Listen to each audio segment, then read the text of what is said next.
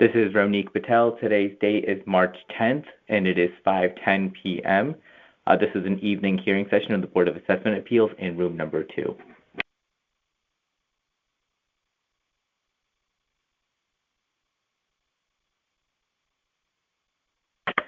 This is assessment number 844. The property, and it is 513. The property you are assessing is 180 Inwood Road. Is that correct? Yes. Great. And your name for the record? Lawrence Zaretsky. Okay. The owner is Cheryl, I believe, though. Oh, okay, beautiful. Thank you. The town has your property appraised at $1,517,500, and you're requesting the town reduce your appraised value to $1.1 million. Is that correct? Yes. Great. If you can just raise your right hand for me. Do you solemnly swear that the information you shall give concerning the assessment appeal now in question shall be the truth, the whole truth, nothing but the truth, so help you God? I do. Great. Thank you so much. If I can have you sign the top line right here.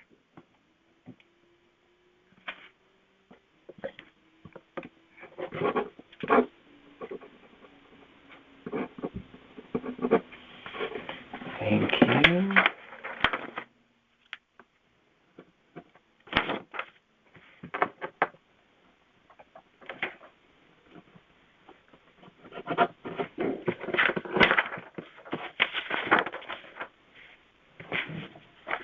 Brilliant. What do we have going on? Well, I have a couple of additional pages to what I submitted. That's fine. So I can give them to you. I could fit them in there myself, but I can Take over, yeah. So there are like 6 exhibits. This is the second page of the second exhibit. Okay. And this is exhibit 6 and 7. So it replaces, I called it even Substitute. exhibit 6. So there's like, I think, a 1-page exhibit 6. This replaces it, and then exhibit 7 just somehow got left off, I think. Okay. So 1, 2, okay. So then this is placing on file. We have exhibit 1 and 2. You should have 1, 2, 3, 4, 5, 6. Oh, you labeled these as exhibit. I see. Yeah. Okay, sorry. I thought you were just talking about the photo. I see. So this is what you're replacing. Yeah. Okay. Yeah. For some reason,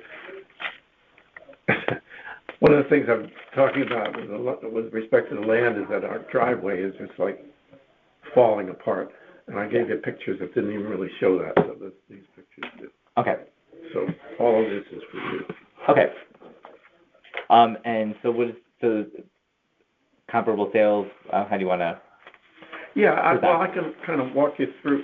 Have you had a chance to read the addendum? A bit, yeah. Okay.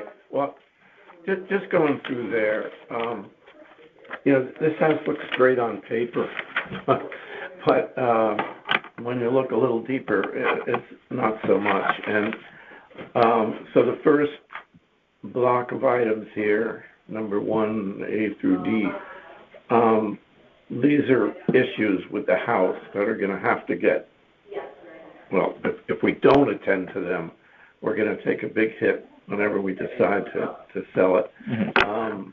The kitchen, we bought the house, I think, 38 years ago, and same kitchen.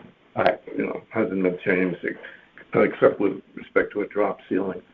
I mentioned the casement windows,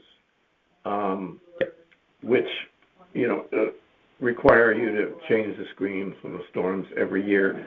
And that's all right, except that they don't ever fit. So there's always a draft issue with those windows. They're original to the house, I believe. And then there are some windows that don't have any storms at all. Never been here before.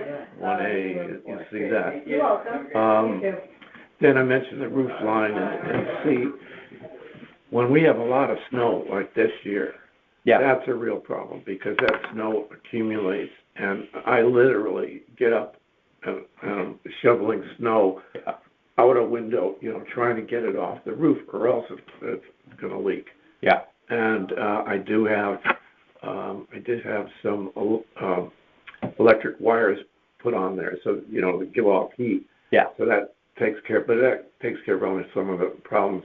We have some northern exposures that are like this, and that snowed, I think yesterday that snowed. Yeah. Yeah. So that's a big issue with this house too.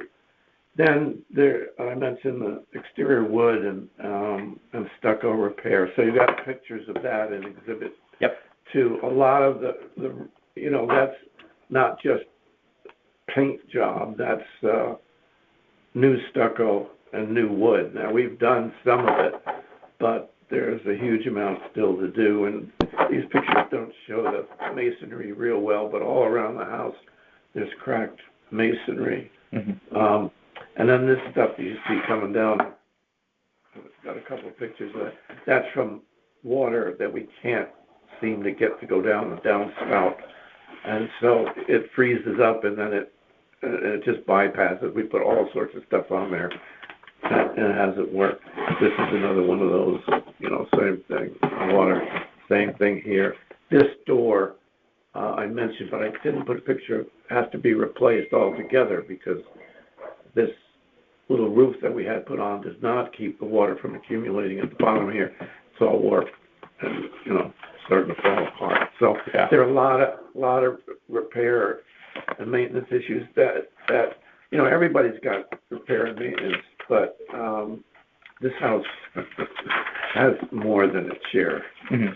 So then there's a steam heat system. Yep. And that's a big deal.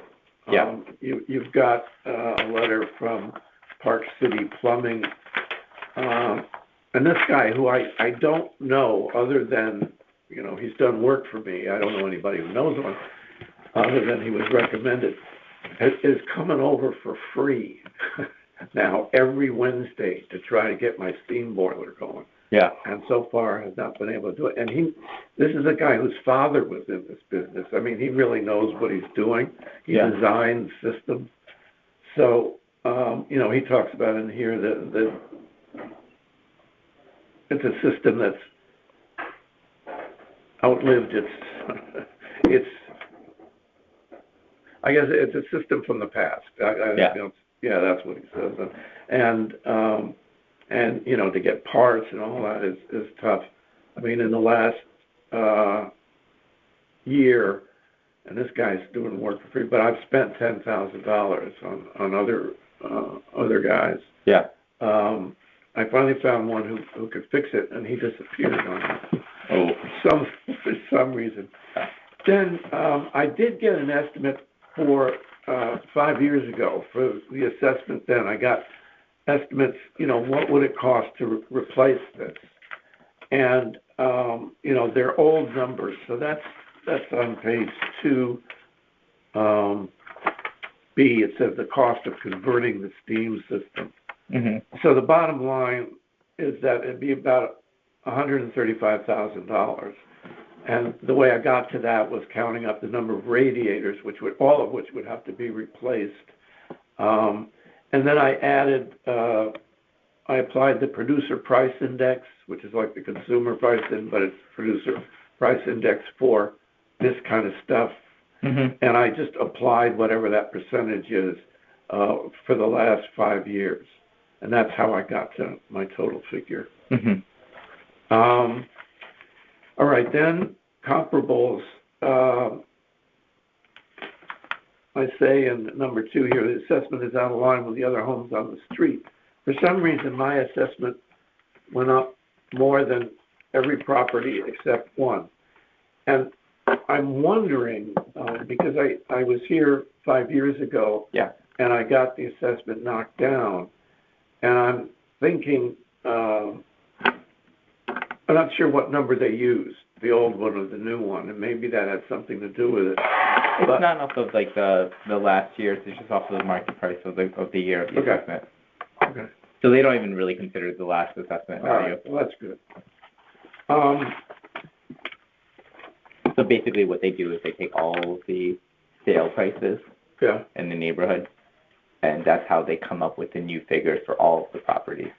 It's all based on market value. Okay, I'm just wondering why, the average is like 72%. This is Exhibit 4 here. Mm-hmm. So I'm showing in that last column at the right the percentage that the land portion of the assessment went up. Yes. And, you see 67, 69, 47, 46, 62, and mine's at 84. Mm-hmm. And the point I make here is that, if anything, my property is worth less than it was 5 years ago because of the deteriorating driveway. And so that's what I started to show you here. I mean, there's no fixing this. You got to replace this driveway. Yeah. It's a circular driveway, so. Yeah. And this is and it's a big driveway. Yeah. Yeah. That's what I always say about this house. Everything's big about the house. It's a gorgeous Tudor house, but yeah, it's a lot of work. It's an old house, yeah. Oh, there's no question about that. Yeah. But it's like I said, from across the street, everything looks great. So anyway, there's a big puddle here. This is a big patch and puddle in front of the garage. Yeah. All right, and the other thing was we had a huge copper beech, beautiful tree. Here it was. Yeah. And, that was like people would stop me. I'd be out working in the yard and ask me about this tree, ask me if they could take saplings from it or something. And it's gone now because half of it went down in a storm, a big windstorm we had. I can't remember when it was. I think it was at the end of the year. In December or something. So anyway, here's the stump for what used to be this. I mean, it's just a great tree. So the property's looking not great. Yeah. The driveway is really. Did you put together a list of comparable sales in the neighborhood of houses that sold? I have an Exhibit 7. I have some sales. And the last column got cut off. I don't have an Exhibit 7, but that was. That's what you're adding in today. One. Yeah, okay.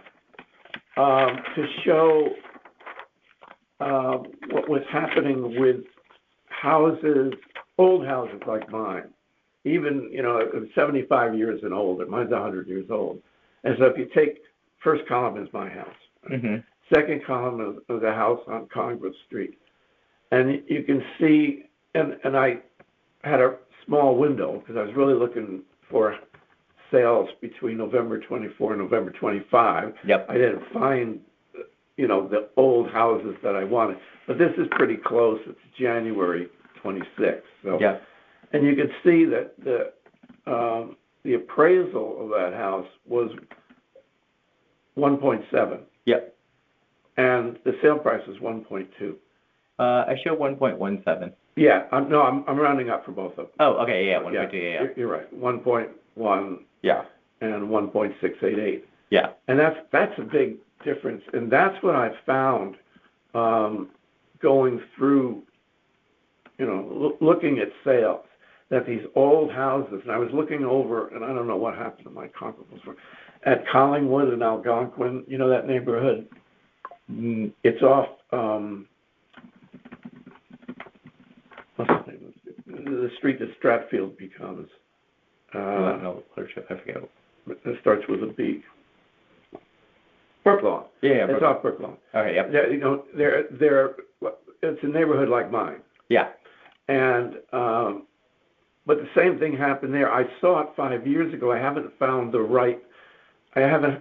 houses that were sold within this window. Yeah. But I remember 5 years ago I was looking at it, and that's, probably in the old file somewhere. Yeah. I remember thinking, geez, these people are they get assessments and, that work out to appraisals that are like $500,000 more than they wind up selling the house like a year later. Yeah. And so we kind of get slaughtered. And what I was told, I asked a couple of realtor friends of mine about, are you a realtor by any chance? No, so everyone on the board are volunteers to help the search the town. Yeah, no, I was just wondering if it happened to be. Just another resident in town. I asked a couple of realtors, I said, well, I forget Generation X or Generation, whichever one it was. What's the one that doesn't have the Generation? Well, so what are some of the similarities and differences between like the 3853 Congress and yours? Well, you see, it's an old house. Yep. Not as old as mine. It's 25 years newer. It's the appraisals. This is what I'm looking for. Finding an appraisal that was like mine. Yep. So here's mine 1.5 and it's 1.6. The neighborhood is different. Is it in a different neighborhood? Yeah. Yep. Yeah. But for purposes of an older house that came in at around where mine came in, this house sold for 1.170. As I said, just outside the window. It was, what's the date? January of this year. Yeah. 310. Yeah. And that's the point. I mean, that's almost $600,000 less than what the appraisal would work out to be from the town's assessment. And that's the problem that my kind of house is facing. Now, so what I'm saying, just to try to be succinct about this, is there are two things going on here. One is my house needs so much repair and renovation. Mm-hmm. I would look at the listings of some of these houses, and they all have new kitchens. I mean, they all have new bathrooms and new kitchens, and the pools. I mean, people across the street from us they had a pool. They got rid of that pool, put in a new pool. Yeah. Just because. Yeah. And that's what I see in all the listings. And my house has, you can see the pictures of the original bathrooms. Yeah, and the kitchen. I mean, here are two of our bathrooms. Yeah, no, I hear you. Kitchen is, and so if I want to, and that's the problem with comparables, because houses that look like mine are going to sell for a lot, but they don't have the problems that mine has. They don't have this steam system. That's $135,000 right there, just to get it going. Yeah. Yeah, I mean, because a few things, right? Yeah. I want to hear more about the comparable sale, but just a few things too. So we have currently your house, just the dwelling itself, not the land, at $550,000. And you're saying with the adjustments that you have to make and all the fixes, it would be more than the $550,000 we have the house appraised at, valued at. No, I think it probably would be that. So then you want us to bring the dwelling value to zero. No. No, the total my total reduction is $500,000. A lot of it's land, but some of it is also. That's what property. I'm saying. Yeah, no, some of it's also the property. And the biggest thing in that is that steam system, and then the lack of renovation and the need for repair. So that's my point, right? So you're making the case on the adjustments for the property, but we have the dwelling only at $550,000. The majority is the land. So I want you to.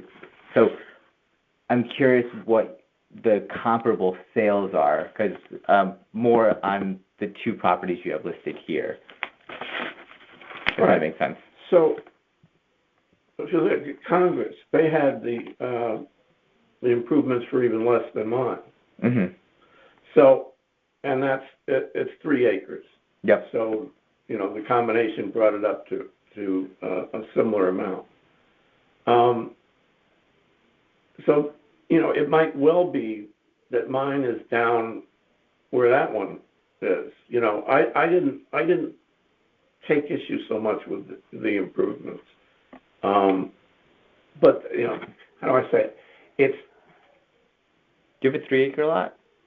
No, 1.1. Oh, I was gonna say so they have a 3 of 1.1. Okay. Yeah, and that's just to go off for a second before I forget. Yeah. I'll go home and think of the things I forgot. I do have a land a chart here on the land itself, and I remember thinking to myself, here it is, Exhibit 5. In what universe is 2 acres on the edge of Greenfield Hill worth less than my 1 acre that's off Park Avenue? It's the neighborhoods. That's a calculation with the neighborhood. So, like, if you think about it, if you look at their field card, for example, this is 3853 Congress, right? I used, these are different comparables. Oh, okay. Well, then we can look it up. Yeah. One of them's in my neighborhood, so you could look at 40. So tell me what 40 Shirley Place. Tell me what property closely resembles yours with the sales price. This one resembles mine, and 40 Shirley. But are these sales or are these just assessments? No. Assessments? Oh, no. On the sales price, it is that. Because what I'm trying to find the one you were looking at. Yeah, the one you were looking at, the Congress Street one. Right. Like, I can't make the case for you. Yeah. But I'm just trying to gauge, because all of these assessments are based on sales prices, right? So you were saying with 3853 Congress, right? Yeah. The sales price was 1.1. I mean, they assessed at 1.6. I can hear you on that. Yeah. So what are the things about this property that are comparable to yours? Because right now we have a different neighborhood, for example, right? That's a different kind of value. Mm-hmm. Unless I can look at we can look at 38 Edge Hill if you want to move on from 3853 Congress. I just want to get from you a good market value comparison. Yeah. Yeah. I wish I had my extra. I had one on Collingwood Road. I know I did. But yeah, these are the Congress one. I think was closer. Mm-hmm. I think. I could submit. Can I submit something after here, or? I mean, you can come again next year. I mean, this is your time, right? I mean. Yeah. Okay. The thing that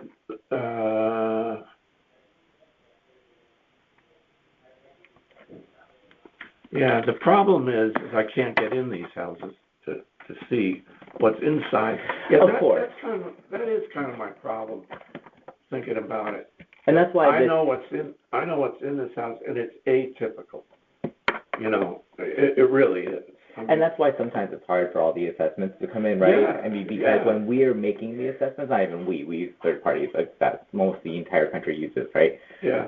So we're just simply looking at sales prices. And Fairfield, we're so unique that the land has gone up so much. I mean, you see these houses being torn down, so that's a dwelling that has like no value in it at all, right? And then it's just the land. And then they build these duplexes and whatever, right? Yeah. I mean, we can look at the 38 Edge Hill if you wanted to together, and see what the difference is with that. So, like, what are some of the comparables with this?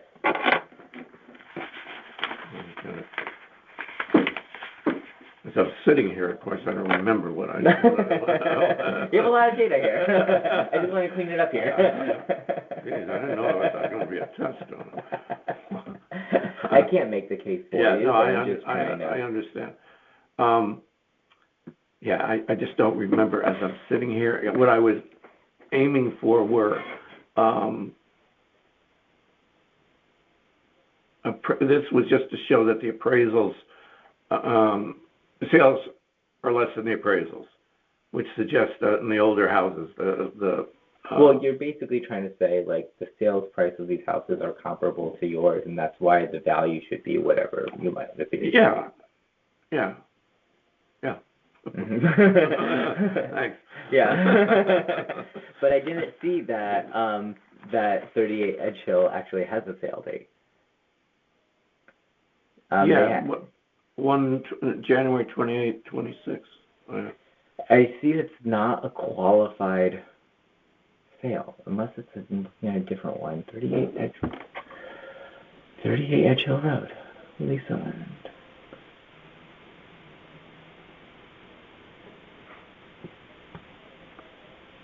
You don't see it as a sale. I mean, I see a 10-3 date. I mean, I see 10-3-25, but it just shows as an unqualified sale with a zero sales price. What does that mean, unqualified sale? Is this the house? Yeah, that must be. I mean, here.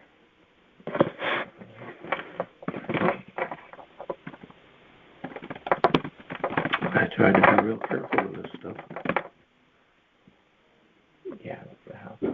Unqualified sale could be anything. It could be like a transfer to a family, or it's just not an arm's length transaction. Oh, really? Yeah, so it could be anything, right? It's just they didn't. It's not like a qualified sale. So you'll see like unqualified with the zero sales price, right? Whereas if you look at 3853 Congress, you see, where did I put 38 Congress? Oh, I opened that way it's been changed. So what are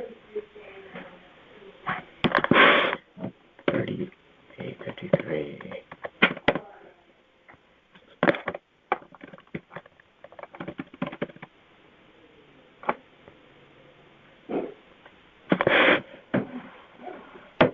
That also was an unqualified sale, so I'm curious. See, back in '94, that was a qualified sale for $800,000. You know, when I looked at, I didn't have. No, of course you would. This, but. Thank you. I looked at, Realtor.com. Of course. And they had, the sale date and the sale amount. Yeah. So it was a sale through them, or through a broker would have to be, I think, to be on there. It wasn't a private sale.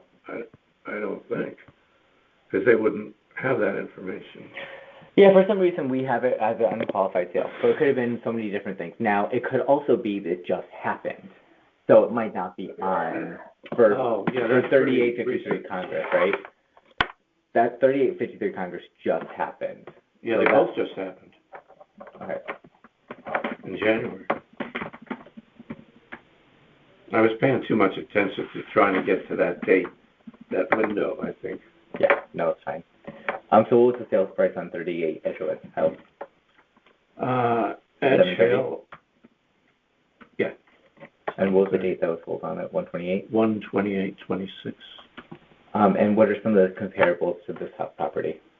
Well, mostly just the sale. Okay, it's got more land. And the other big one was the date. The date built. It was built in 1928. This one was built. My house was built in 1925. That's what I was looking for. Yeah. The older houses. The point being that these older houses, I think, and from the research I did, especially last time, I was telling you before, people were getting assessed X dollars, and then they wound up selling it for almost what the assessment was. Mm-hmm. And I remember there were a couple, but they're old now. They were like 6-7 years ago in that Collingwood, Algonquin neighborhood. That's similar to mine. Mm-hmm. It's on the same side of town, and there's some houses real similar to mine. Yeah. So, but the land thing jumped out at me, I said, because I understand what you're saying, I think, but I just didn't get how 3 acres on the more desirable. It's all the neighborhood codes. So, like, the neighborhood adjustments, so say, for example, this is yours, 180 Inwood. Yeah. Your neighborhood adjustment for neighborhood 86, which is your neighborhood, is 1.45. See, your neighborhood code's 86. So in that entire neighborhood, your adjustment is 1.45, right? Yeah. That's what we assign the value of that adjustment in that neighborhood to be. Now, if you look at the other comparables you gave, like, for example... Wait, I just want to understand it. So the 1.45, is that what you applied to that whole neighborhood? But what do you apply it against? The land. Well, it's the sales prices. It's all sales price driven. Okay. Yeah. Whereas the other two comparables you gave me... So is it average sale price or something? That's how we come out with the assessments for the whole town, yeah. Average in that code? Yeah, it could be a lot of different factors, right? But we only take a look at the sales prices, right? So the property that you gave me, the 3853 Congress, they have it adjusted at 1.5, right? They have a lot more land, of course, that area, I mean, as you know. So that's why you see the differences. Okay. But yeah. All right, Lawrence, anything else? No, I think that's it. All right, well, thank you so much for thanks for your time. I appreciate it. And thanks for being patient today. Oh, yeah. That's why I asked you. You've been doing this all day, because I figured it must be dragging. No, it's all good. I appreciate it, though. All It right. was a pleasure meeting you. Yes, same here. Take care. Of course, you too.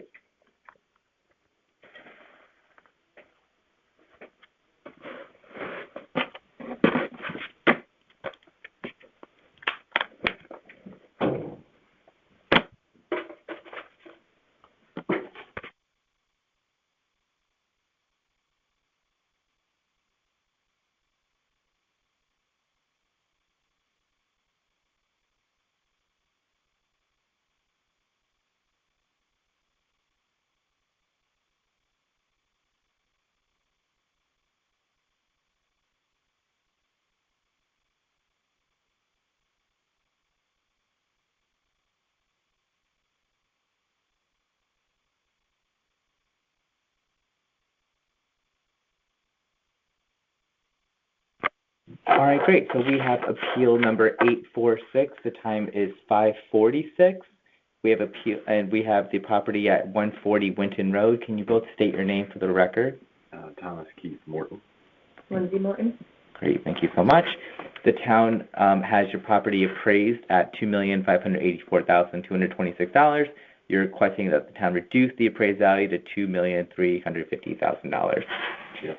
Great. If you can raise your right hand. Do you solemnly swear that the information you shall give concerning the assessment appeal now in question shall be the truth, the whole truth, nothing but the truth, so help you God? I do. Great, thank you so much. If I can have you both sign here.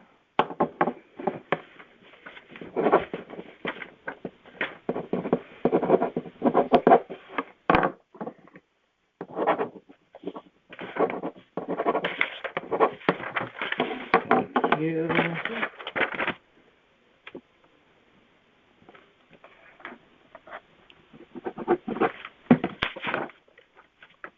All right, brilliant.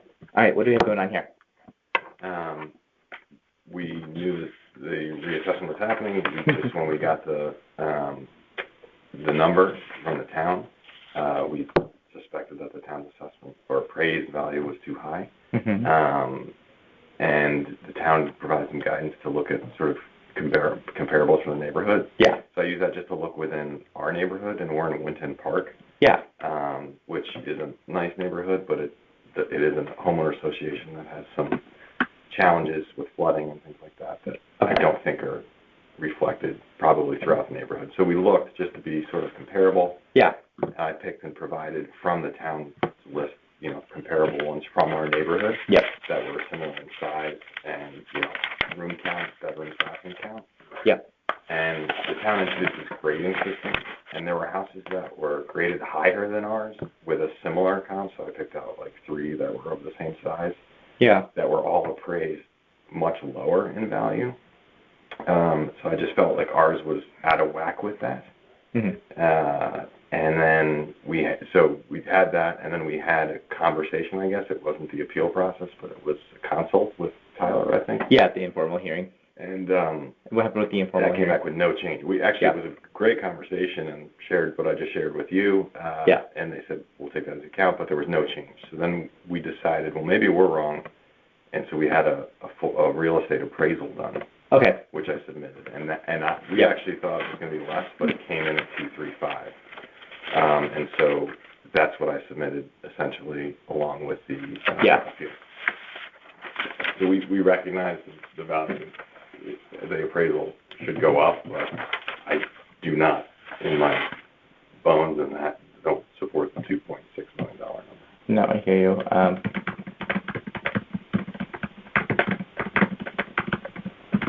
All right, and so with the appraisal, we're looking at the 3 sales in here, the 327 Brookbend, 95 Sycamore, and 915 Old Post? Yeah. Okay. And that was the appraiser's comps, but but that one Brookbend is in the neighborhood, so I did add that to my little cheat sheet. I thought. Yeah. So going off of 327 Brookbend, unless you want to look at a different property, first, but what are some of the big comparables with this one? Well, the only comparable with that one is that it's in the neighborhood. Yeah. And it's a colonial. It is graded higher and it was appraised higher, but I only have that on list because it was much bigger. And just in comparison, I mean, our house is much smaller than that, as well as I know, maybe on field cards, that house has had major additions and has multiple garages. It's a mansion compared to our house. Yeah. So I put that on there almost as an exception to the others, which were all valued less than our house. Yeah, I see the neighborhood. But that was a recent sale. Yeah. But it was sold by one of the top realtors in town who had a waiting list of people. So I think it was a bit of a elevated. Yeah. No, I hear you on that one. I mean, the neighborhood. And that said, it only sold for $2.5, so still less than what our house is being appraised for. Right. And then the other one was 95 Sycamore Lane, but I'm looking at the appraisal. I mean, is there a different kind of property you want me to look at besides the appraisal? No, I'm sorry. The appraisal is just what came in from comps from the neighborhood. Mm-hmm. Did you share those at some point? I did. I submitted that. Okay. So the other ones in Winton Park are the ones that... Yeah. I don't believe the other houses on the appraisal were in Winton Park. Right. All right, so then you want me to look at these then, right? That's what I'm referring to. That's my cheat sheet. Yeah. That has the Brookbend on there. Again, those are just Winton Park homes. Yeah. And it's the three lower ones on that are two, the last one on there is our house. And the middle two are the ones on the street from that list that were in our neighborhood. Okay. All right, So our house is the last one on the list, the one from which is a grade B. I picked another grade B from Winton Park, and then the B plus. That was comparable in size. The grade that you're coming from, where is that coming from? The field card. It's on the field card. Because, here, show me, because we have each neighborhood adjustment all the same in that neighborhood. That's why I'm like, the grade, I'm just curious where the grade you're looking at. It's on Data Vision. So this is 327 Brookbend Road, right? So where are you seeing the grade? So that's not the field card that we pulled up on Vision Appraisal. But it might, there it is, A- for this one, the grade. Got it. Okay, so, and that's simply the actual house.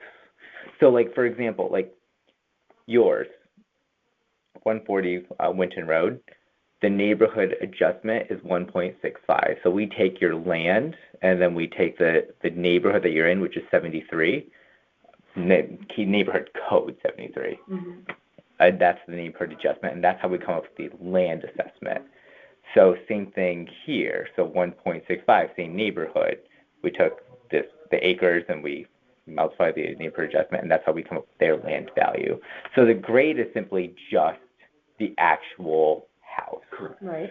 Right. So are you contesting the land or the house value? Because I know you came up with the grade. I'm just trying to understand the grade comparison, because that's just basically only looking at the actual house. Yeah, like the quality, right. The scale and the quality of the houses. But it's how we're taking account. So just looking at the other houses on our street in that same neighborhood. So it's just a house, yes. Right. Houses that are graded higher. Right. Valued way less than our house. Right. We felt that it was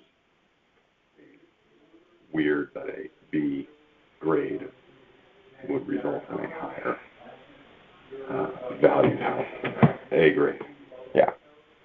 And the 181, 225, those, I mean, major, they have major amenities and renovations and things like that compared to ours. Yeah. Which is still a traditional. So So I guess we're disputing both, too, to answer your question. This being the house aspect of it. Yeah. The land aspect of it. Like Tom was saying before, we have an HOA for our drainage. Right. We have wetlands in our front yard that we cannot do anything about. We have a clean out system in our front yard that we have to constantly maintain, and not everybody in the has that. Yeah. So to have us at such a higher level when there's unusable land for our front yard, we do have the front of our property is where the majority of our land is. Yeah. We can't use it. Right. So, right. It's wetlands. Yeah. Yeah. We have a lot of wetlands now. Yeah. No, I get that. You can't build either, right? Right. So I guess just to make it quicker, bottom line is if we went and got an appraiser and they came in at 2.3, that should be like. Well, so that's why I was looking at the comparable sales in the appraisal. I mean, right? So because we're not going to, every single time every house gets an appraisal, we're not going to like reject it down to that price, right? Right. For many reasons. It could be a bank loan. It could be nothing that yours is. It's just we look at the quality of the appraisal, we look at the comparable sales, we look at what's going on with the appraisal, and that's why I was looking at these three properties that they used in the appraisal for market value. Again, I can't make the case for you guys, right? But I'm just want to get and understand. So when I present to the rest of the board members when we vote, what is the case here? Yeah, no, I mean, I didn't pick the houses for the comps. I just asked the appraiser to give us a fair market value so that we knew a sense of what the house appraised value would be. Right. So I don't have any specific points about those houses. No, I know. I trust from an appraiser standpoint that they're legit comparable. That's fair. I just felt I was trying to do my due diligence between the comparables that the town provided. Yeah. Which was I don't know the rationale behind that list, but that's what we sort of initially referenced, and then had an outside appraisal. Yeah, I just want to take a look at it.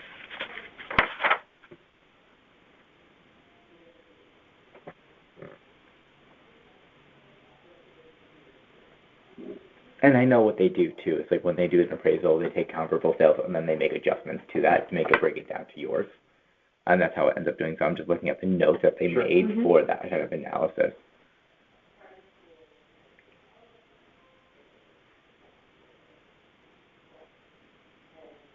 That's funny. They actually bring up the grades of the house too, but like specifically like private entrance, 3-car garage, vault ceiling.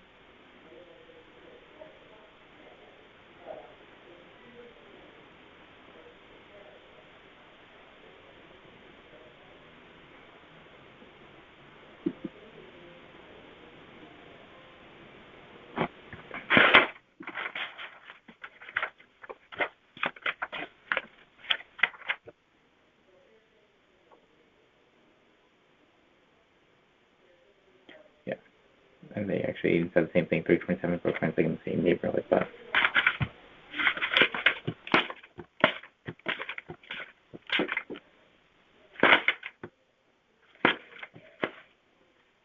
I take your point that, you don't just go by appraisal, but at the same time, I know. We were trying to purchase a house and it didn't appraise.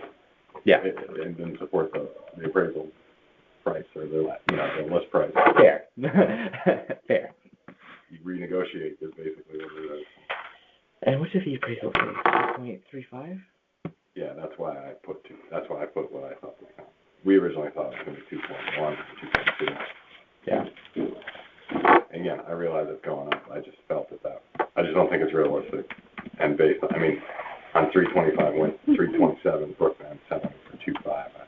There's just that house is a mega house compared to ours. There's just no way that we would ever get 2.5 or 2.6 for ours.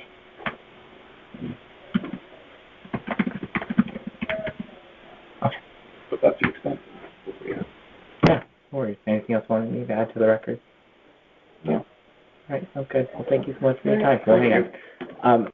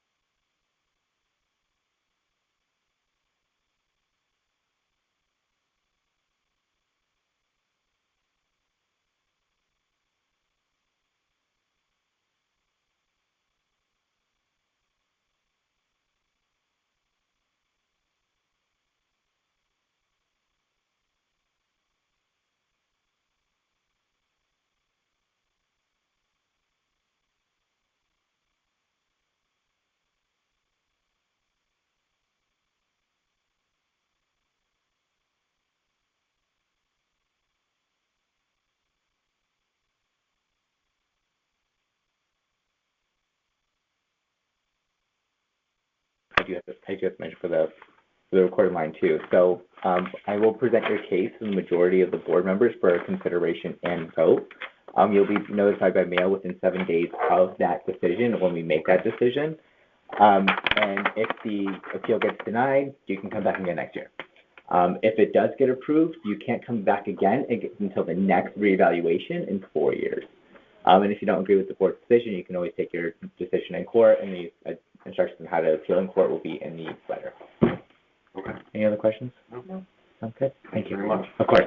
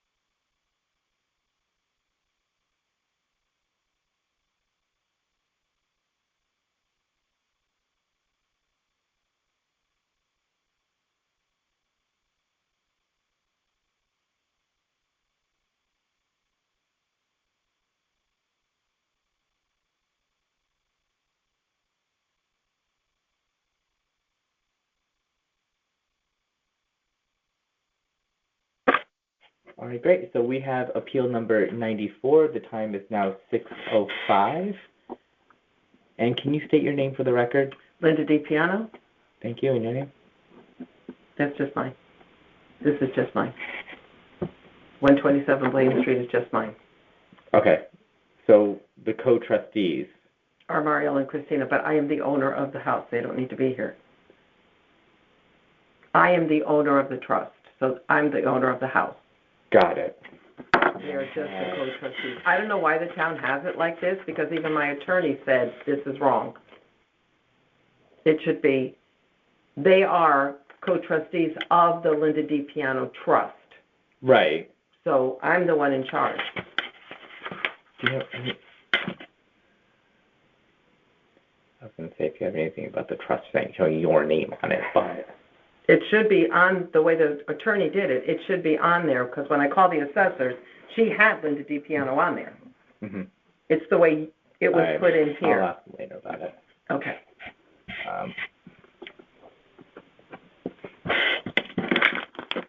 All right, great. So the property you're appealing is located at 127 Blaine Street. Yes.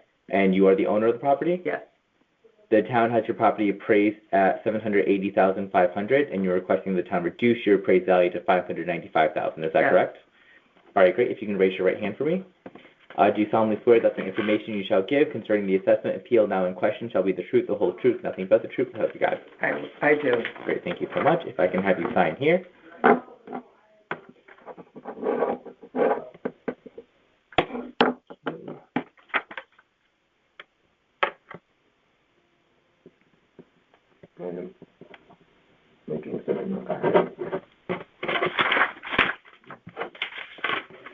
Great, thank you. And what do we have going on here? So I bought the property about maybe 5 or 6 years ago. Okay. I have requested the town to come and put a drain in the front of my house because every time it rains, it backs up and our cellar floods. Okay. We do have a sump pump in there, but it doesn't always work, and it's right in the front of our house. Okay. Thank you. Thank you. And I requested some kind of drainage there, and nobody even comes out, no calls. Every time I call, it's like I'm ignored about it. Okay. There hasn't been much renovation what I did do a new roof and a new driveway on one side, the other driveway, I don't know, it's gotta be 30, it's gotta be old, I don't know how old it is. Okay. So that is pretty much, my backyard all floods, Okay. that's also another thing. We have tried to drain it out, and it doesn't work, so, had I known all that, I don't think I would have bought the property. And so for someone to come in and, you appraise it at $800,000, of course, the builder's gonna pay that, because that's what these builders are doing in town. They're coming, take 800 to them is nothing, because they could put up a $2 million home. Right. Which is a right that this town is turning into a city. It's just awful what they're doing to us. Mm-hmm. So my house is appraised, it's a 1,000 square foot home. It's not it's just a tiny little ranch that shouldn't be assessed at $800,000. Yeah, we have the actual house itself appraised at $36,000. Yeah, exactly. No, I hear you saying Right. that one. So, I mean, it's ridiculous what this town is doing. It's not fair. Uh-huh. Now, when we come up with the appraised values, we look at comparable sales prices. Of course, because you've got these builders paying $800,000. Of course, it's comparable. Right. But it's not fair to the rest of us that I can't move anywhere. I'm going to sell my house for $800,000 and go where? Yeah. Where? It's not fair. It's just, you can make it comparable anywhere you want in this area, and you're right. But, and again, it's wrong. Mm-hmm. So I don't agree with that comparable. How much is a 1,000 square foot home in this area? There aren't any. Yeah.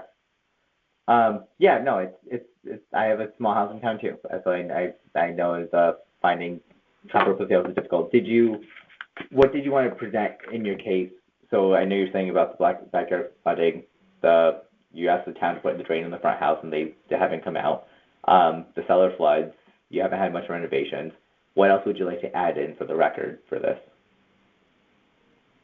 I'm not sure what else I can add in. I don't, Okay. There isn't much else that I can add in.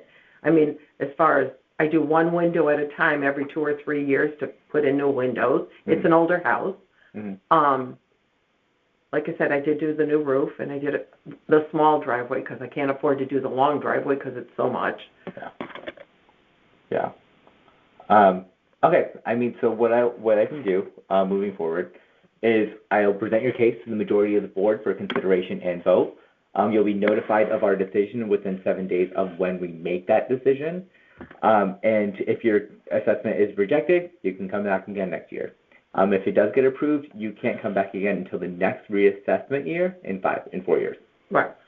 $5,000 reassessment or assessment taken off of my house is just not going to be enough. Like I know some people were saying they got $5,000 or $10,000 off. What's that? That was during the informal hearing. So we take your ask amount, right? Mm-hmm. And that's what I present to the board. I can't make the case for you. Of course you can't. Of course. Right? So I'm just presenting. I mean, the next time it rains and the town would like to come and see the flood that's in the front of my house. I mean, there are times it is a pool of water with nowhere to go, and it sits right in the front of the driveway. Yeah. No, I mean, I put that in the notes. I'll present that to the rest of the board members, and we deliberate for all the properties. And if you don't agree with the board's decision, again, you can always appeal your decision in court, and instructions on how to appeal in court will be in the letter of your decision. Okay, perfect. All right? Thank you. Of course. Thank you for your time today. Now we're doing hers. Brilliant. Thank you. This makes it a little easier.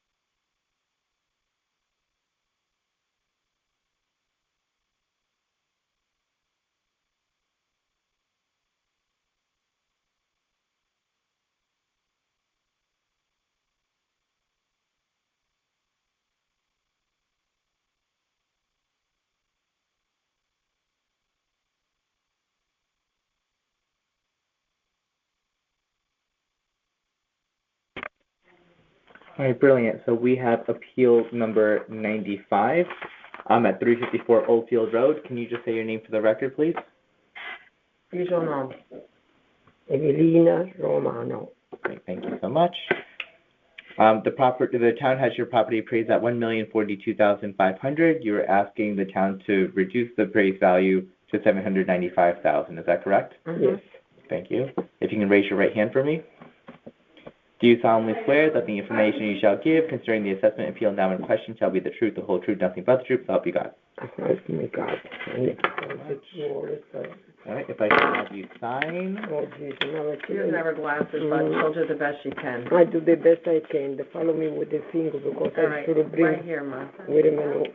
I do by you. Up here, Ma. Right there. Here. Yep, that's perfect.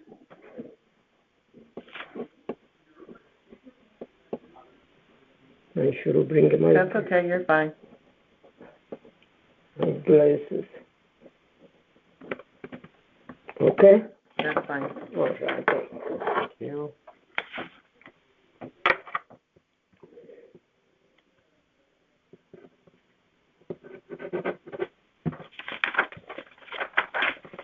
All right, great. What do we have going on here? Okay, so my parents bought the house about 65 years ago. 65. Wait a minute. Usually in 65, I'm 73. 65 years ago. Yeah. Then they both come. Okay. Okay. In that time, they remodeled it 65 years ago. They haven't, then they added on and remodeled it maybe 43 years ago. My daughter was just born, so that's 43 years ago. The interior has been the same for 43 years. The exterior the driveway is all torn up. Everything in the house is original. She just last year painted the cabinet. She's 96 years old and has been living there by herself since my father passed 23 years ago. The neighbors behind her are a little bit like Sanford and Son, I would say you would call it, and she has had mice problems over the years. Last year, her house was infested because of them, and her backyard a few years before that. So that's been an ongoing issue, which we have to, of course, the town doesn't care. We have to take care of that. That's not, but the people behind us, they should be checking into that house. The siding's the original from, one side is 65 years and the other side is 43 years. I can show you pictures. I did take some pictures of the driveway, the bathroom and the kitchen and the tiles that are all cracked in the kitchen and the living room. I mean, I can always add it to the file. Okay. I didn't bring them. They're on my phone. I don't know if I can transfer them to you. Last week somebody let me do that.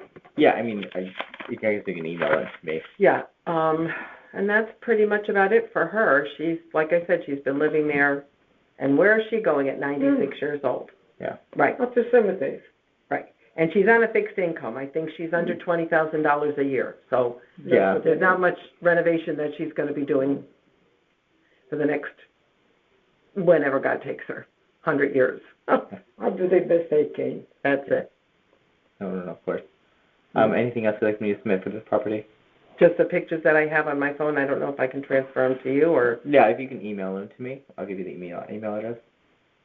Can we do your phone?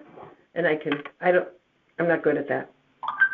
You can forward to my Board of Assessments email. If you do that, can you do it on my phone for me? Sure. Okay, that would be great, because I have no clue how to do that. So the pictures are here. Hold on, let me see. All right, that's the driveway. I just did that roofing, nothing's been done. That's the cracks in the kitchen that I did, so that you can see that was the kitchen, and that's the old kitchen that she just painted. The cracks in most of the part of the house. That's the old bathroom. Those are her stairs, and that's the front of, that's the back, and that's it. I know. don't know how to use That's why the woman she gave me her cell phone number, and then she transferred the pictures. She uploaded them. You don't want to do that. I don't know how to on your phone unless I. Yeah, I don't know how to. I can ask one of my daughters. I got it. Hold on. Oh, wait, you have a couple of duplicates in here, I think. No, it's all part of the driveway and the siding, and if you click on, they'll just all come up. Oh, here we go. You can click on the pictures themselves. Okay, so there are 11 photos, right? Yes, and I think my phone will only take 10 when you transfer.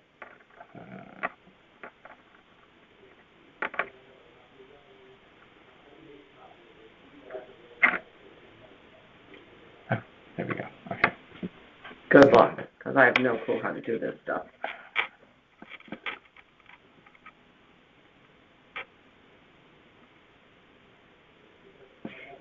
Am I still on speaker? So the other thing that I'm really concerned about, and that's for my house, my mother's house, and anybody else in this town, they're rebuilding a new school, and I think it is Dwight, if I'm not mistaken. Yep. $40 million for a new school for a little over 200 kids is quite a bit of money. And I think that's another reason why the assessment is going up.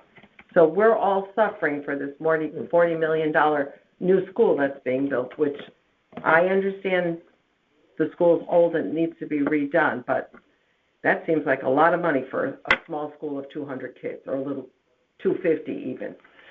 Well, the town budget is very different than the grand list for the Board of Assessments, right? So when we put together all the assessments, that we take that grand list, whatever total that number is, and then we divide it by the town budget, right? The budget is a completely different thing. Now, whatever that budget is, whether it goes up or down, that is what it is. It typically stays the same, but we take the grand list of all the assessments, we divide it by the town budget, and then that's your mill rate. That has nothing to do with the appraised values. In your words, but you know what? I don't know. I think in some ways it gets affected. I mean, that's how it's done to be fair across the so how do they come up with these double assessments on people's houses all of a sudden?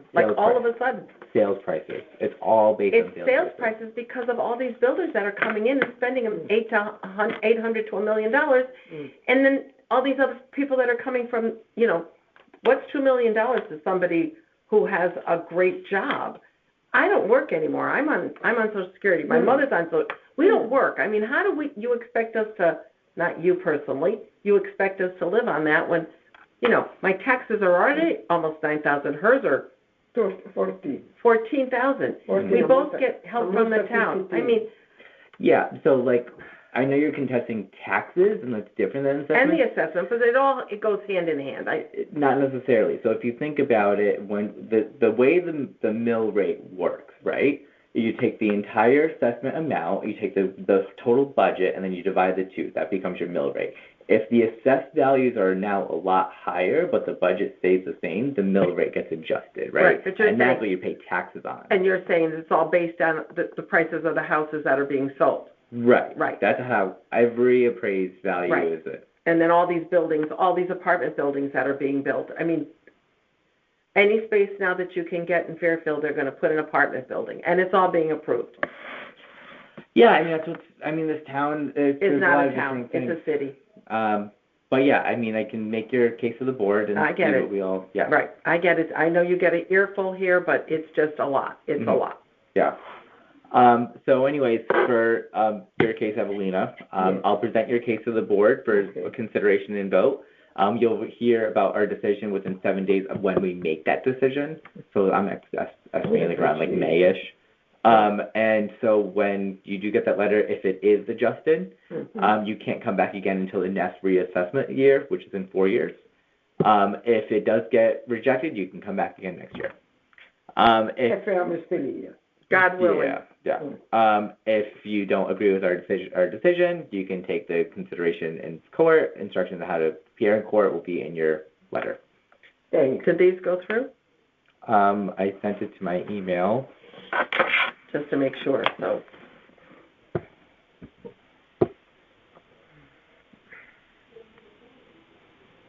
Before I take it off. No, you're not getting it. And I'm sorry you have to hear all this from everybody, but it really, I hear it. It's fine. I'm another town resident. I know. We're all How long have you Fairfield lived here? residents. 6 years now. Yeah, and so we've lived here all our lives, so it's really hard to have to go through all this and watch this town be turned into a, like I said, 3 times a city. I know, on a weekend, there was a 3 or 4 hours.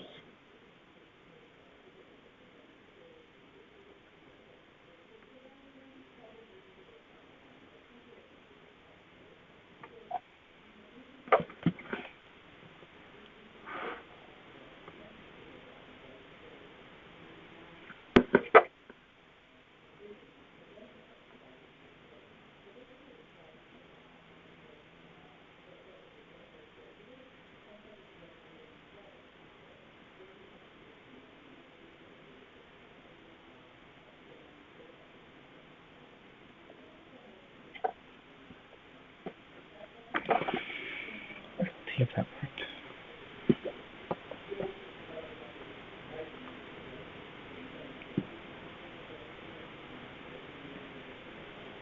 Where did you come from? My family's Indian, and then I grew up in Connecticut, but I bought my house here, like right before COVID, and it's alive, happened. Right? It's wild. It's so bad what's happened, right? Yeah. What, I mean, it's... did it go through? That's what I'm waiting for. Okay.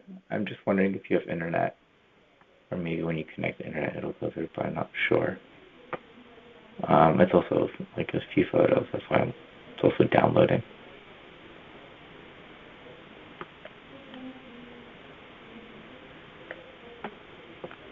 Well, I guess Fairfield saw the opportunity, all the other towns are doing it, so they figured, why not them too? But it's not like, so if, for example, if my house was worth $10, your house was worth $10. We put $2 in taxes each, and that's what we put in, right? And then now, if my house is worth $20 and your house is now worth $20, it's not like we put in $4. We put in the same $2 because the budget would still be similar, right? So it's not like the taxes are different. So it's not like when we come up with the appraised values, we're looking for opportunities, right? We're just because the mill rate gets adjusted accordingly. A lot of the town's mill rates are all dropping in this area because of the assessed values. Well, the assessed value is going up. I mean, here we go. I got it. You got them? Yeah. Okay, so this is okay. Yeah. Okay. All right.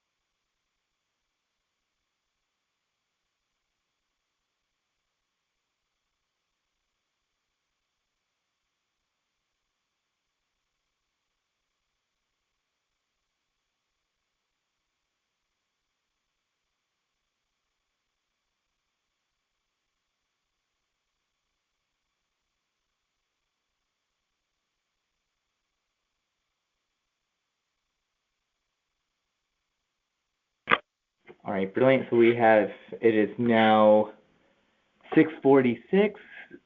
We have appeal number 121 at 93 Judson Road. And can you state your name for the record? Paul Stamus. Great, thanks. And you're the owner of 93 Judson? Correct. And great. And the town has your property appraised at $1,259,446.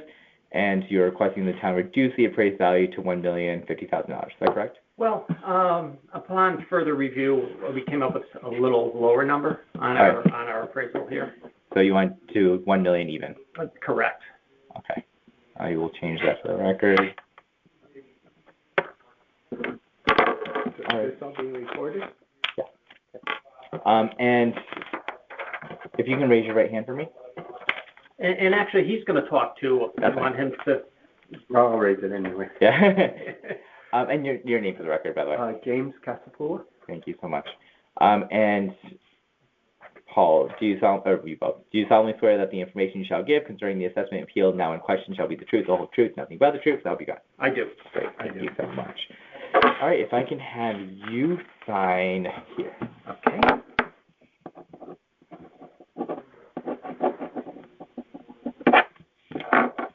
You. I probably should have told you it was all being recorded. My apologies. I'm just kind of plow through all of this. Anyways. All right, what do we have going on? So we looked at 6 houses. I have pictures here. Brilliant. They're all located in the area. Okay. Some were a little higher, some were a little lower. We made adjustments. Just a little background. I'm a friend of his, but I used to do appraisal, so I kind of helped him out with how appraisal works in theory and how to set up your comparables and do adjustments and so forth. So we went through the data together. Yeah. So that was my role, and it just as kind of an assistant to him. Yeah. But that's what we came up with, and we made adjustments where we thought they were appropriate. And okay. And the sale dates, by the way, are these all last year? They vary, and we made adjustments. One is pending, so we realized that's after the data reval, but we just thought it was kind of a nice piece of information to have. Cause it was on the market for about 30 days. Yeah. It's pending now, so I know the appraisal was as of October 2025, my understanding. So again, as Jim said, it is a little later, but we thought it was relevant. And they did make adjustments for the data sale. You'll see the older sales have more adjustments. Okay. All right, perfect. So which house do you want to kind of look at together first? Well, why don't you go right from the start? So we do have 6 comparables. I have pictures for all of them. Beautiful. They're in the same order as theirs. As an aside, not that this makes much of a difference, my house is listed as 2-bedroom, 2-bath. It's 1.5 baths. I did take a picture of the half bath. Someone's welcome to come in and look at it if you'd like. That was just sort of a minor factor. Yeah, minor factor. All right, so we have, hold on, let me just make sure I have that one right. All right, so we have 2 full baths, but you're saying it's 1.5. It's 1.5, yes. This is the downstairs bathroom. And again, someone's welcome to come in and take a look if you'd like. Yeah, we typically don't do interior, but Okay. So I can go through this if you want. So this is the first sale. Look at the number, but it's 103 Colonial, so it's right around the corner from him. Yep. And it's quite a bit larger. It did sell for $1.6 million, but it's quite a bit larger. Normally it wouldn't be ideal to have a home that much larger. It's 1,800. Where's the square foot? 1820. Paul's only 1229. But since it's like right around the corner, and it's a Cape, same age. Yeah. And we made adjustments for the square footage. It only has a crawl space, so we did adjust it up. It was very recent. And I know technically price per square foot is not necessarily valid because particularly with land being valuable here, that's most of it. But if you looked across here, you could see where they all came in per square foot, and he's over 1,000, and most of the sales are, much lower. Yeah. I mean, in terms of these are the assessments, not their sale prices. Yeah. So anyway, this was sale 1, right around the corner. It's a beautiful house. Do you have a picture of your house? You probably have it. Here. Yeah. Yeah, I mean it's a nice house, but it hasn't been updated the way a lot of these have. Yeah. Yeah, you can put my house down. I'm not taking it personally. So that was that sale. So this one was 1.6. This was clearly the highest sale, but it's much bigger, right around the corner. So we thought let's include it. And then this one went here on 481 Riverside. Yeah. Sold for $1,150,000, and it's right across South Benson, which is kind of a defining area. I don't know if you know the area that well, but prices are a little lower here. So we did adjust it up by a lot, $150,000 for location, even though it's probably a quarter mile away. Yeah, that's probably the furthest from my house. Yeah, but it's on the other side, so we adjusted it up, but everything else about it, the size, is very comparable to Paul's, except that this was completely redone. We have interior pictures from the rail terminal. I mean, it's like, the siding, everything. 481 Riverside? Yeah, and that one sold for $1,149,000. Hang on. Okay.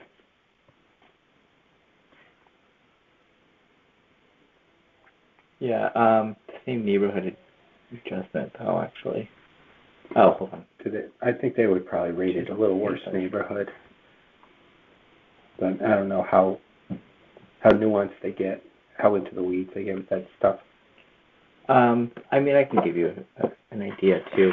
So the other thing about that property is, so anyways, this is 481 Riverside. Yeah. So the way we do the land is we essentially take the square footage, whatever neighborhood code, this isn't like an actual number, this is actually just like the neighborhood code of 96. That's not a calculation, that's just the code number. Yeah. 2.35 is neighborhood adjustment, whereas your property, 93 Judson, right? Yeah. The neighborhood adjustment is still 2.35. Oh, so they rate them as equal. Yeah. Which is even stronger for your case, because we adjusted this up for location. Yeah, so like technically. Yeah, because I know the area a little better. I had thought like South Benson to the left, going down towards the water, Riverside a little lower, and then I have Judson, and then some of the houses like Birch and Puritan are higher, but again, they may be the same. In the mass appraisal, we understand they can't get that detail every, street by street. They have to kind of broad brush to some effect. But if you live there, and we just adjusted that one up. Yeah. And here's another one on the same street. This is the one that's pending, and again, I mean, it looks a lot like Paul's house, 915. It's almost the same size, same age. Right. And we adjusted that one, and that one is also completely redone. 855 Riverside. Yeah. And that one sold for $915, or it's selling right now. Yeah. Yeah. So let me look up actually.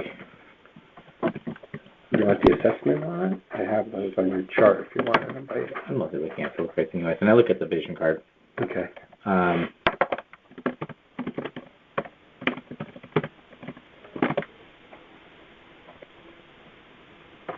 I mean, because what happens with recent sales is that it doesn't show up on the field card until later. Well, this one's pending. Yeah. So this one won't show up. I'm just looking at. Yeah, CSN Zillow 219.26 pending sale for $915. Yeah. Okay. Got that one. And then for that one, you're saying size is similar. Yeah, and we again adjusted it up for location, even though whoever did the vision rated them the same, but we said this is $150,000 worse, so we adjusted it up for neighborhood. And just some minor adjustments for basement and stuff. And this one also totally redone. So there was a pretty big adjustment for the interior, at least we made. And then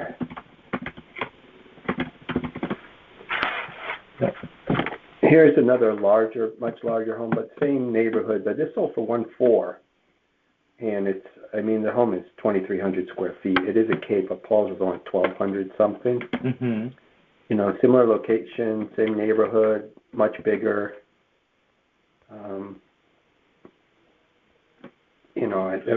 His would be substantially lower than that home. And we adjusted it down the lot. It's about the same. It was August 2024, so I adjusted up basically $100,000 for date of sale. Yeah. It's funny, we sold it very close to their appraised value.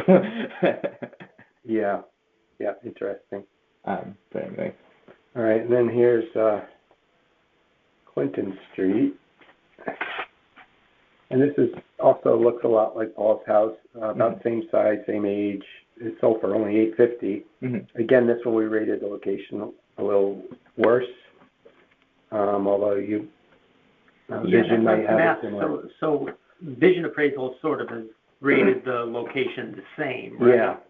Yeah. And had you known that, you probably would not have adjusted those two houses. Well, no, because we still have to put in what we think is right. Yeah. We can't.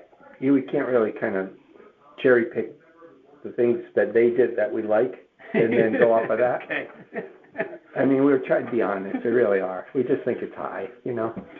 So this one only sold for $850. It was March 74, so it was a big adjustment for that. But the home itself is very similar. Mm-hmm. And then the last one was another. And Benson is like this is literally 200 yards from your house, 300 yards. But it's a busy street. It's the main road that goes down. So we adjusted for that, and that one only sold for $710. Yeah. And then you adjusted up. I adjusted up for the location. That's the oldest sale. And for the date of sale, and then it really required almost no adjustment after that. Mm-hmm. And that one only sold for $710.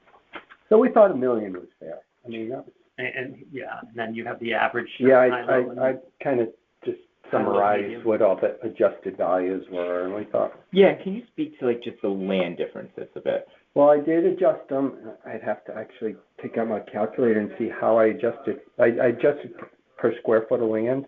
Okay. So if you look at like sale 1 is 13,200 minus 1158 minus 11,528 equals, so 1672 square feet, 83,600 divided by 1672. Oops. 83,600. Oh, hold on a second. 1672, 83,600. Okay. I'll use this calculator. I forgot my other one. 83,600 divided by 1672 equals. I had $50 a square foot. I adjusted for land, for the difference in land size and all the comps. $850, do you say? $50 per square foot of land. So basically,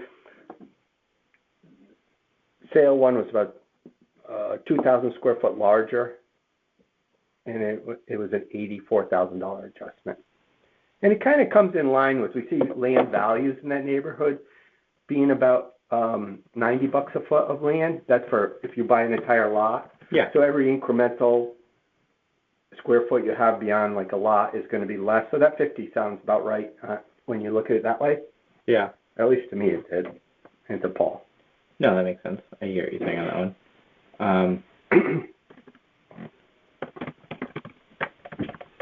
Sorry, I'm so quiet. I just wanted to. No, it's okay. I'm actually really impressed that you're really digging into it. So.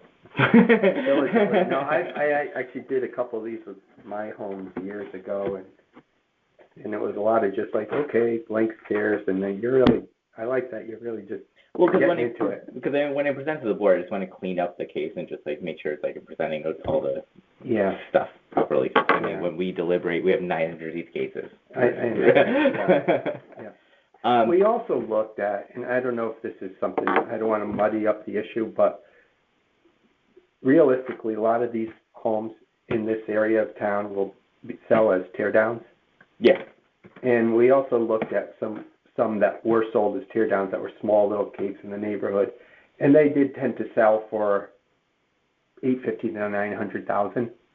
So clearly, we're higher as that lot with a house that you would buy to live in. Right. So we kind of discounted that, but we did look at that too to just make sure we weren't missing something where lot value was more than the house value. Conundrum for me, right? What? That's sort of the conundrum for me. Like, is it would almost be worth less without the house, or almost be worth more without the house? Well, no, we're not at that threshold yet. That's what kind of the data showed. Because the lots with a house are selling for like $900,000, and yours with a house is $1 million. Right, because they got to give me some value for the house. Yeah, basically your house is nominal on top of the lot. Yes, but I'm saying if someone has to buy my house and spend $40,000 or $50,000 to knock it down, so I mean, almost a house would be worth more if it burned to the ground. It takes off what they can pay for it if they have to knock your house down. Versus like for your house, for example, your actual house itself, we have it appraised at $123,800, which is kind of about right. That kind of matches up with our numbers are showing. Because we're like $1 million versus $900,000. Right, but like if I took the house away and I planted corn there and then sold the lot, would the lot be worth more because nobody? Well, the demo to cost. Buy it, right? Because the demo cost. They're not a ton. Okay, all right. And what they cost, and what people. All right, I'm out of my, league No, here. in theory, yes. No, you're fine. In theory, yeah. No, you're totally fine. This But- town has gone wild. In a good and bad way, but I mean, it's what Have it is. have they posted a preliminary mill rate yet, or do you know? No, and I'll go over that with you as well. Okay. So anything else you want me to submit for the record for the board? No, well, you can take these. I Yep. don't know if you Yeah. like them. That'd be and great. they're lined up, and we gave you one of the copies of the grid. Great. And we have our estimated value on the bottom. Beautiful. So you have or you could take this one. Yeah. And the half bath? Oh, yeah, so I'll contact Ross about that. So Okay, that's probably a minor thing, right? Yeah, I don't know if it would get really adjusted very much from it, but that's just yeah, I can talk about it. Let's see if it does get adjusted for that as well. So what I'll do is I'll present your appeal to the rest of the board for consideration and vote. You'll hear from 7 days of when we make that decision. And if you'll get notified by mail with our decision. If your appeal is denied, you can come back again next year. If you're granted a reduction, you can't come again until the next reevaluation in 4 years. If you don't agree with our decision, you can take the next steps and appeal your decision in court. Instruction on how to appeal in court will be in your decision letter. So if, let's say, they take 50,000 off and we say, oh, geez, that's not really enough, but we can't appeal till 4 years from now unless we go to court. And that's why we kind of rely on you to make up this number. Okay. Because we don't want to create a case for you. Yeah, got it. All right.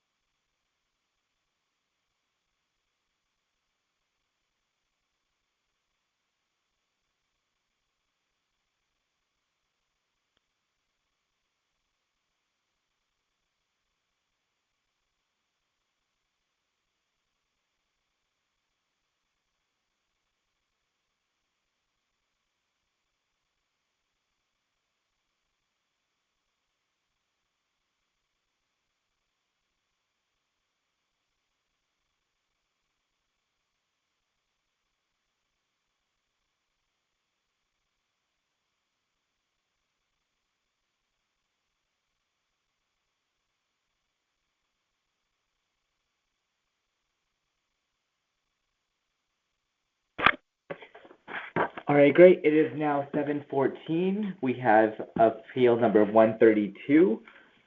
The property you're appealing is located at 327 Brookbend Road. I know you are Gregory Lane.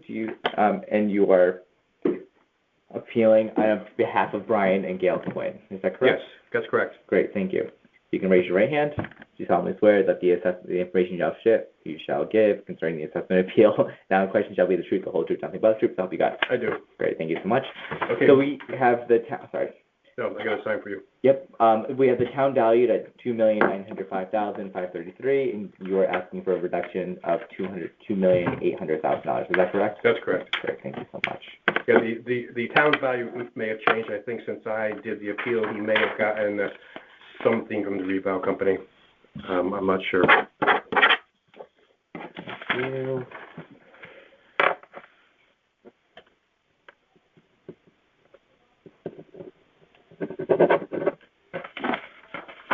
All right, great. What do you have going on here? Okay. My name is Gregory Lane, Lane, business address, P.O. Box 578, Southport, Connecticut. I'm a state certified general real estate appraiser. The subject property is a single-family dwelling located 327 Brookbend Road, Fairfield, Connecticut. Just for the record, I'd like it to be known that I lived next door for 25 years, so I am familiar with the area. So this house has been expanded it's much different than when I lived there. The crux of the tax appeal is that the Quinns purchased this property for $2.5 million on April 2nd, 2024, which is approximately 18 months before the revow, 17 months, 4, 5, 6, 7, 8, 9, 18 months before the revow. So that sales price should provide a benchmark. And what I did with the appraisal, I kind of utilized two methods, one being the sales comparison approach.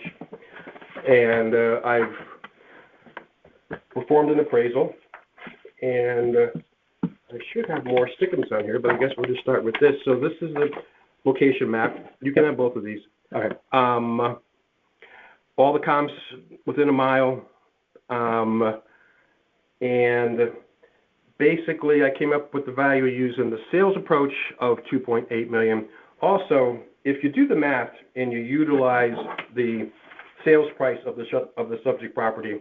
Oh, and by the way, I do want to point out, in my sales comparison analysis, seeing as the market is going up in value, I did make adjustments for the market appreciating, meaning that there have been positive time adjustments put upon the sales, which add a lot of value to the property. As you see in like comparable one, sales price 2,375, but if you look at the sale date, and I'm using 10/1/2025 as my benchmark for that, I had to add, what's that, $55,000 to that one. I added a lot of money to that one. So my point is this: I do the same kind of appraisal work for the lenders, for the courts, and for homeowners, and this purpose is for property tax appeal. But my methodology does not change. Mm-hmm. So, at this point in time, so if you take the 2.5, I utilized a 6% positive market time adjustment, which is about 0.5% a month. So if you took the subject property and you increased it by 9%, because that would be 6% for the year and then 3% for the other 6 months. So if you take the 2.5 and you do that by the market appreciation, that's how you kind of arrive at that value also. So it's kind of done two different ways. And I didn't try and come in high. I don't try and come in low. There were other sales there which were lower. I just try and be fair so I can keep on getting business. Did you make adjustments for Southport versus Fairfield? I know they're close on the map because it's just right across the river, but did you make adjustments for the different neighborhoods? Only for one reason, because you did Brook Bend Road is in an area called Winton Park. As I said previously, I'm very familiar with it. There are no properties that have more than 1 acre in the Winton Park area in the 06824, unless you go down by the beach area, and that's different. So I did have to go into Southport. I feel that location of Winton Park is similar to Southport, so I did not make an adjustment. Merely because, again, the 1 acre plus sales, which is what the zoning is inside there, most of the zoning around the area of the subject property is more like A zone, B zone, R3 zone. So it'd be difficult to find similar sales. So hopefully that answered your question. Yeah. So with his purchase price and with the market appreciation, using both of those methodologies made sense to me. All right, and then looking at the first comparable, 570 Warner Hill, what are some of the differences and comparisons? I know you made adjustments, but just speak to them a bit. Sure. So Warner Hill, I believe it had a little bit larger site size, so I adjusted minimally for that. The condition was in good shape because the subject property has been rehabbed. So comp number 1 was only built 34 years ago. So I didn't make any condition adjustment because it's in good shape. like the subject. The subject does have 6.5 baths. This only has 4 baths, so I had to make a major adjustment there. Square footage is off by a little bit. I adjusted for that. Other than that, the subject does have a 3-stop elevator, which, because the homeowner he can't walk. Yeah. So that was put in there. None of the other comps, I'm sorry, they didn't have any elevators. I did find some that had generators. I did find some which had pools, but elevator one was a hard one. So that's a good comp. Southport Terrace, those are also newer. Those are in better shape. I made a $250,000 condition adjustment saying that is in better shape than the subject, which, because of the age, it's only 12 years old. That's appropriate. The site size was a little smaller, so I adjusted for that. Bath count a little smaller, and I had a finished basement area. And they had a larger finished basement area. They had a finished basement area. Got it. The subject is just a full unfinished basement. Oh yeah. And I think you can see back here in these pictures. I think I had more stickums. I think they fell off, but you could see. Yeah, they're still 100% unfinished. Yeah. Yeah, that's what we have on the vision card. Yeah. So. Sorry. I think that's right. There's quite a few pictures in here. Third comp, Meadow Ridge. Again, those are newer. It's right up by Southport Terrace. Same condition adjustment because they were built at the same time. So it's very similar to comp number 2. And then the fourth one on Carriage Drive, that's older, like the subject. That's in similar condition. A little bit smaller site size, not much. And that's a good comp also. I like that one too. So I was pretty happy with all my comps, and I feel comfortable with my value in the end. Again, it's difficult to find sales in the Winston Park area that have more than 1 acre of land because of the zoning around there. Yeah. Makes it a challenge. And you can see I have the map there. You can see there also. And below the location map is more of there's a site map which shows better right after that kind of where it is, and then there's also a floodplain map after that. Well, this is the floodplain map, and this is like a site map shown in there. So the one next door where I live looks a little different than I would live there. So we're not asking for a lot. I think it's just a fine tuning of the value. I think there isn't that much difference really. Oh, I know. 100 and change. No, I know. Much. I'm just organizing it all. Yeah, keeping your notes. Yeah. And most of them, write them down. I know. I just can't. It's too much. Whatever you're used to. Yeah. Works for you.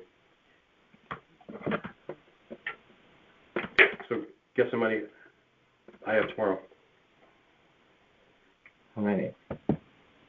13. Oh. Are you with me tomorrow? I don't know.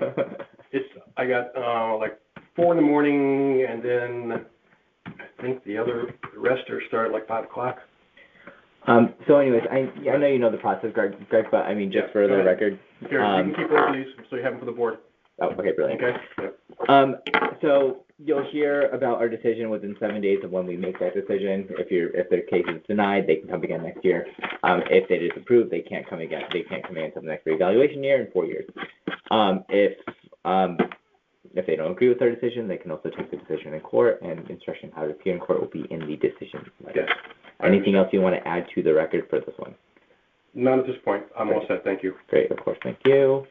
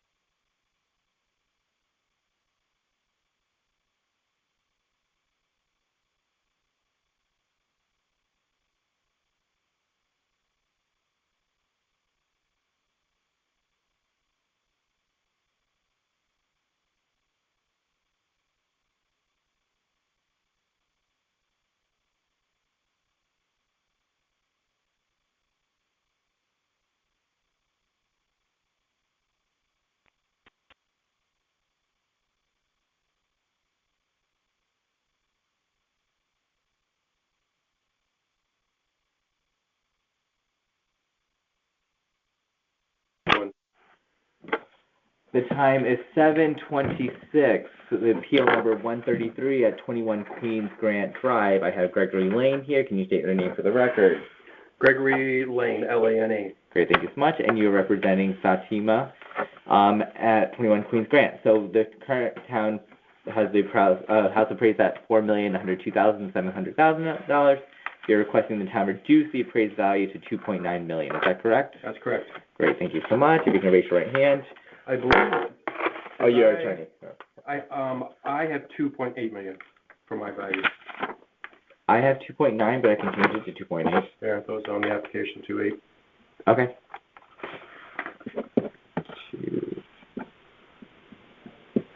Oh, this is his. This here. Let me just. This goes here. Wait a minute. You have to be right because I have the wrong file. Got it. Don't correct it. Okay. No, it's all good. I mean, you have a lot of them, so I totally get it. Oh, you should see. You should see me February 20th. Oh my gosh.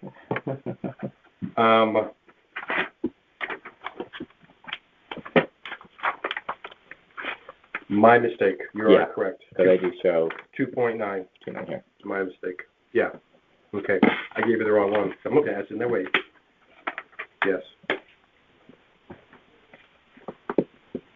Right. I got that there, 2.9. Okay. No, you're totally fine. So you're going to raise your right hand. Do you solemnly swear that the information you shall give concerning the assessment appeal now in question shall be the truth, the whole truth, nothing but the truth? I hope you got it. I do. Thank you so much. If I can have you sign here.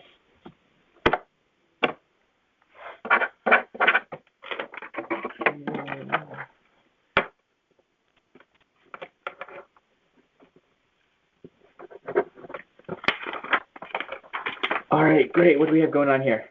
Okay, good evening. My name's Greg Lane, Lane. Business address is P.O. Box 578, Southport, Connecticut, 06890. The subject property is a single-family dwelling, and it was built in 1996. And I could tell you from doing an interior and exterior inspection that nothing's been done since 1996.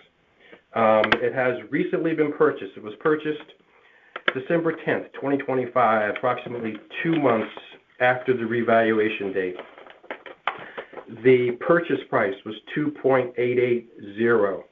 So this is after the 10/1/2025 date.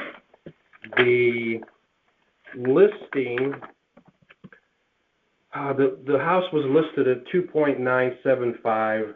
And it was on, I know, for at least a couple hundred days, 143 according to the listing. And I guess, I don't know what happened when they did the revaluation, but yeah, the new number is 4.1 and change. So I have conducted a real estate appraisal, and I have found 5 comparable sales that are similar to the subject property, and they're all located in the Greenfield Hills section of the property, as is the subject. And when I did the inspection of the subject, the homeowner was there. She had purchased it recently. The reason that the purchase price kept going down was because the house needed so much work. Bathrooms, kitchen, pool house. I'm not a contractor, but I believe it'll be multiple 7 figures just to get that back into normal, functional shape where someone feels comfortable living there. But again, I'm not a contractor, so I utilized the sales comparison approach. I found 5 sales. One is right on Queens Grant, which is the same street as the subject. The other properties are within, they're all within like 2 miles, which is not uncommon up in an area where the zoning is 2 acres. The adjustments were made for the time of the sale, meaning that the market has been going up in value. If you look at the first comparable, it's right on the same street, and my time adjustment for the first comparable was $140,000 positive adjustment. So if there's any thought of me trying to get the value lower, that can be erased, because I'm doing the same thing I'm doing for a lender, for the court system. So if you take those 5 sales, and after you make the adjustments for site size, some of the site sizes are a little bit smaller. I think I did get, they're all a little bit smaller. But, I'm sorry, Laurelbrook is larger, so I did have one that was larger. But the major adjustment was pretty much for the date of sale, with most everything going up in value. Square footage, the subject is 9,700 square feet, so there's a lot of, and they have the basement is 2,200 square feet. I don't think it's that big. I didn't measure it when I was there, but that's just my own personal feeling. But basically, I mean, she paid $2.880 in December. Yeah. So, it makes sense to me the thing is worth $285, $290. I mean, somewhere around there. I don't know how they arrived at the 4.1 figure. I believe with the dwelling, with the square footage, and they threw a price per square foot on it and just kind of threw it out there. Because if you look at the field card and you look at the square footage, they got the first and second floor, 278 a square foot, but the first floor is 4,400 square feet. See, depreciation for a house that's 30 years old, they got it at 15%. That seems kind of low, but again, I think sales is the best way to go about it. You got the one on the street. You have 4 other ones that are very similar, made these same adjustments that I would make for anybody else. And then using the sales price as a benchmark, I think that's an even better indicator, if you ask me. So I think, unless you have any specific questions, go ahead. I know you said they were all Greenwood Hills, but there was one in Southport, but they were still both 2 acres. So I get that part. Yeah. Not a big deal. Right. I'm not worried about that too much. Right. Now, one question I have for you is, for some reason, now it could be a slew of different reasons. It could be the date of the sale, it could be the time, it could have been whatever it might be. But I do show it being an unqualified sale for 12/10/2025. Is there any reason that you can think of that it would be? Not like an arm's length transaction, right? She paid cash. Okay. All right. And I can tell you this, I'm under oath. I've been doing this 35 years, doing tax appeals. And this time, Bridgeport, Fairfield, Westport,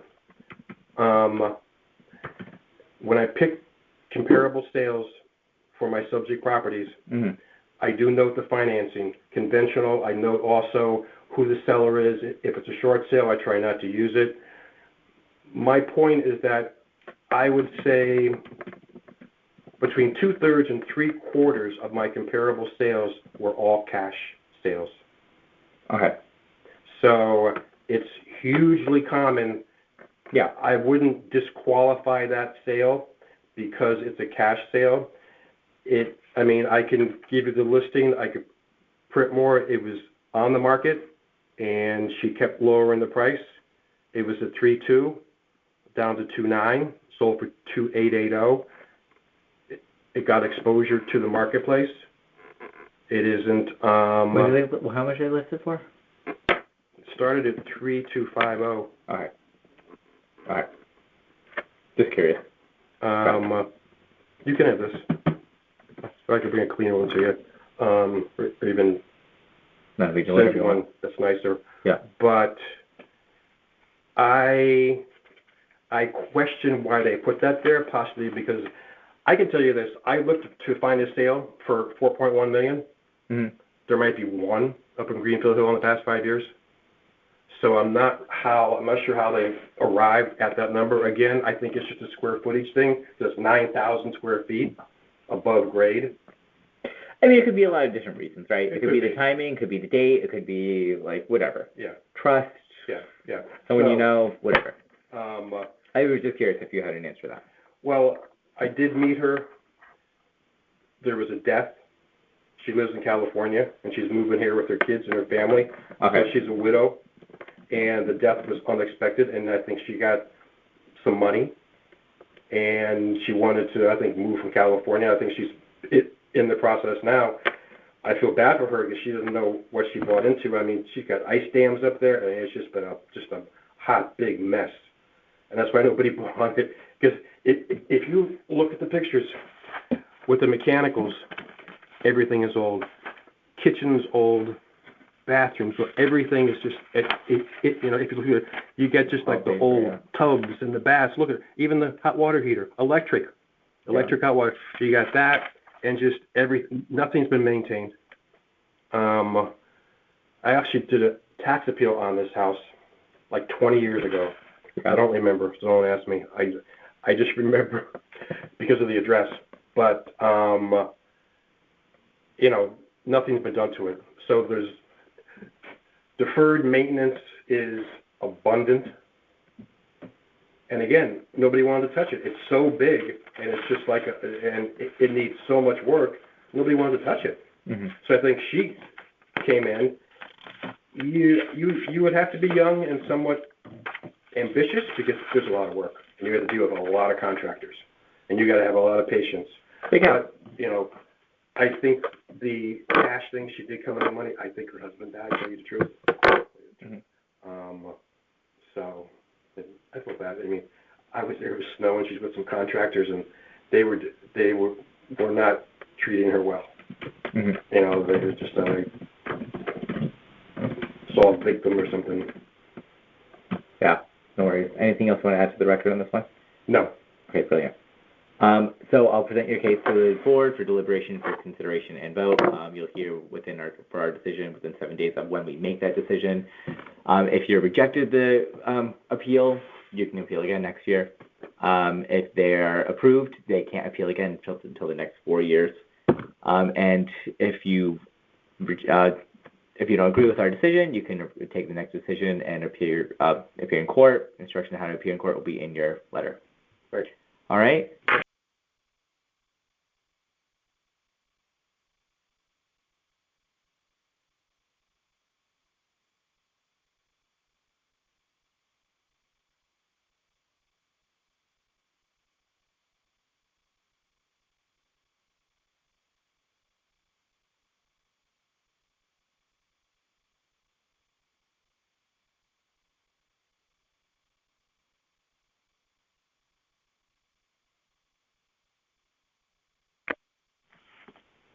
This is Ronique Patel. The time is now 7:58. I have one no-show of 160 Cedar Road of appeal number 108.